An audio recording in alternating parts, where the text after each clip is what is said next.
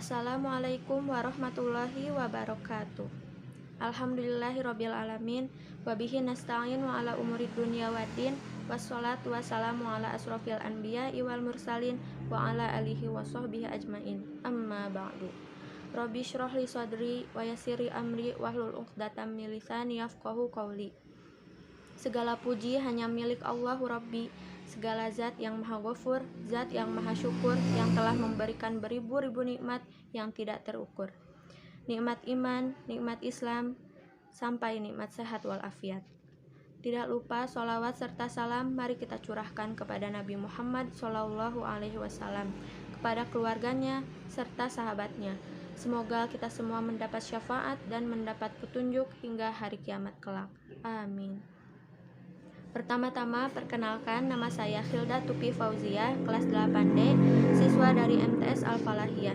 Saya di sini berkesempatan untuk mengikuti lomba kultum atau ceramah singkat yang diadakan oleh sekolah dalam rangka memperingati Hari Nuzulul Quran 1442 Hijriah. Dan sekarang saya akan menyampaikan materi tentang khusyuk dalam sholat. Sahabat muslim yang saya cintai, sesungguhnya intisari sholat adalah kekhusyuan dan ketundukan hati kita kepada Allah Subhanahu wa Ta'ala. Dan tidak mungkin hati kita khusyuk dan tunduk di saat sholat kecuali apabila hati itu membesarkan dan mengagungkan Allah Subhanahu wa Ta'ala.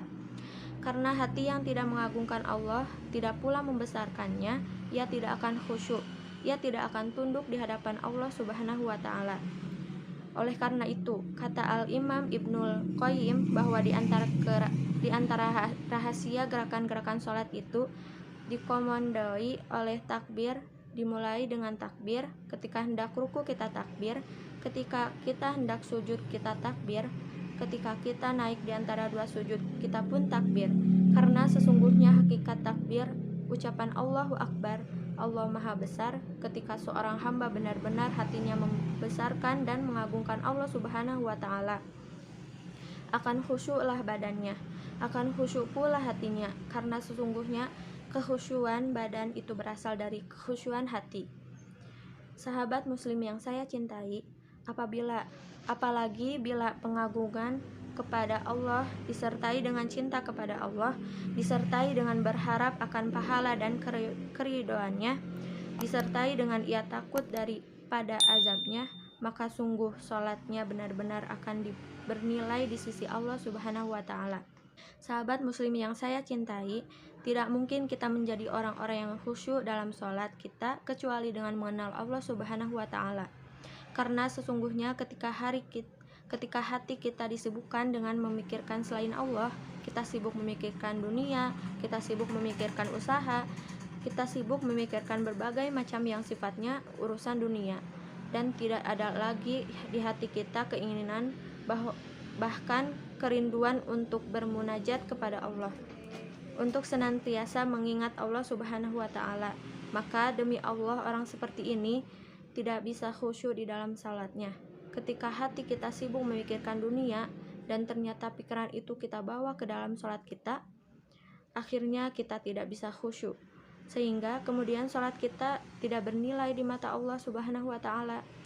Rasulullah SAW bersabda yang artinya, sesungguhnya seseorang selesai sholat dan tidak ditulis untuknya dari pahala kecuali hanya sepersepuluh dari sholatnya, 1/9, 1/8, 1/7, 1/6, 1/5, 1/4, 1/3, dan setengahnya. Hadis riwayat Abu Daud. Dia tidak mendapat pahala apa-apa dari sholatnya.